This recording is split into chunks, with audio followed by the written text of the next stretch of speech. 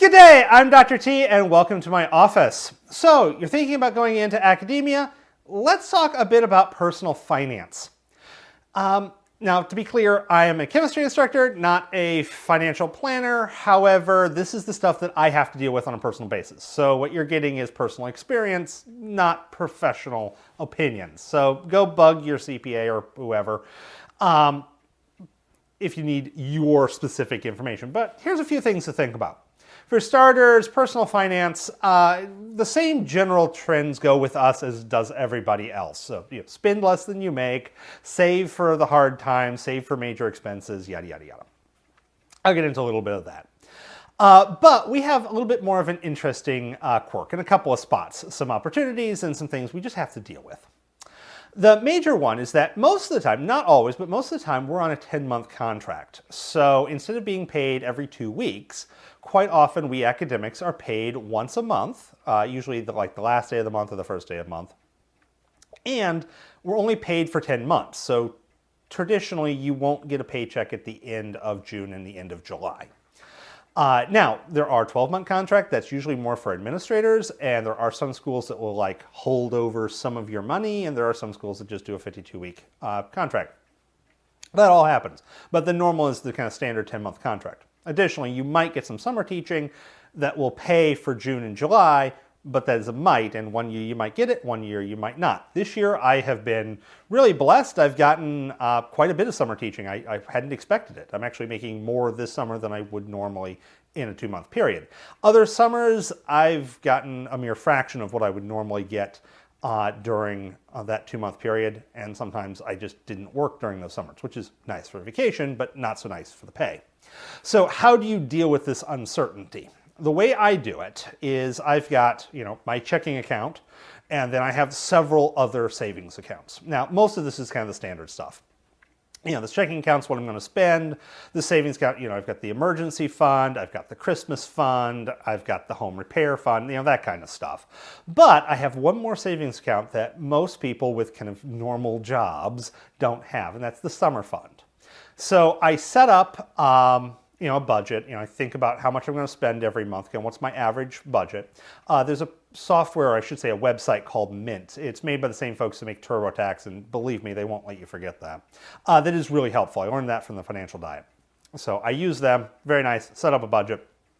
And with this, I have a general idea of how much I'm going to spend every month.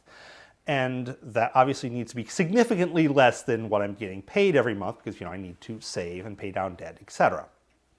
Okay, so I've got that budget. I take 20% of that, and that gets saved into a savings account every month.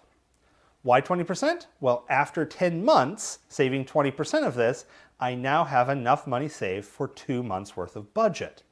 So now, if I don't work during the summer, I have 2 months already saved up, and I'm doing fine.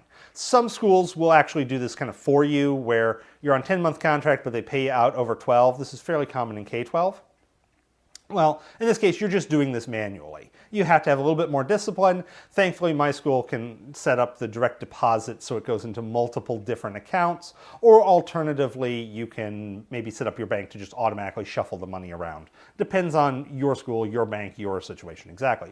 But the idea here is you want to save 20% of however much you budget for the month into a separate savings account to use during the summer.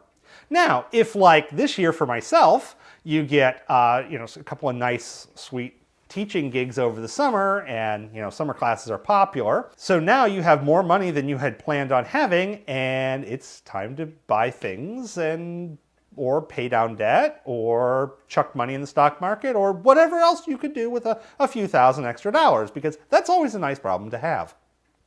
It's never a nice problem to have if it's not a few $1,000s more, but a few $1,000s less than you're expecting. So this protects you from any weird fluctuations. Okay, that's the major thing. A couple other things you want to consider once you sign up for a job. And this is kind of like every other job. You get to pick your health plan, or pick. You may have a choice of one option. But it's fairly common, at least within the schools I've been to, you have a traditional health plan, several $100s a month, the normal health insurance, or you have a high deductible health insurance with a healthcare savings account. Read the fine print on yours. Just be aware it's going to come. You'll probably get to change it every year if you want. You may actually have more than just two options. I went for the high deductible with the healthcare savings plan, but that's me, my situation, and my offers. So, it does depend on what you're offered, as well as your personal life situations. So read the fine print, and that's just normal. That's not new to academia, or that's not unique to academia. What is a little bit unique to academia is our retirement savings plans. For starters, pensions are quite often an option. They still exist. In most of the corporate world, pensions are long gone, or I should say defined benefit plans. Whereas most of the corporate world has gone to defined contribution plans, aka the 401k. So odds are you will be able to choose either a defined benefit or a defined contribution plan. Once again, read your own fine print, make your own decisions on that one. I ended up going defined contribution plan, mostly concerned for pensions have been going away. I'm still relatively early in my career, especially when I made that choice. But I don't want to speak too much to your situation. Okay, that's not that unique, although once again, defined benefits plans, those are not normal anymore. However, what is a little bit more unique is that your defined contribution options may be a little bit more than you would expect. So, at least my school, and fairly normal, you've got either the defined benefit or the defined contribution plan, but then you can add to it. So either one you picked, you can also add to, say, a 403b or lost in the alphabet soup, but one of the other accounts. So you may have more options to save for retirement than a normal private sector employee would. This is in particular if you're at a public sector school. If you're at a private school, things are going to be a little bit different, but either way, you're probably going to have a little bit more retirement savings options than you would out in kind of a normal company. I'm actually able to save a rather large amount of money, more than I can save. It's like I could put my whole paycheck into retirement savings just about. Of course, I need money to live on, so I can't do that. But that does give you a few options. You are able to save more aggressively if that is something you wish to do. And of course, I do encourage you to save for retirement fairly aggressively because who knows what the future will hold. And so, saving is usually a wise idea. I'll let you bug the financial planners on how to do it. I'm doing basically Vanguard, some nice low-cost index funds. That seems to be the best way for me. Check what you need to do. Beware of scammy folks trying to promise more than you can get. So yeah, that's kind of the major financial planning ones. Big thing is that 10-month contract, but there are a few other considerations. You've got a few other options that you want to look into and just kind of be aware of. When it comes to retirement plans, just kind of give you a heads up, odds are during orientation it's going to be pick one, you can never change this. So that's pretty standard. Sometimes there'll be some changes, and obviously if you move to another state and work in a different school, you can get a different retirement plan then, but that's a big change to change your retirement plan.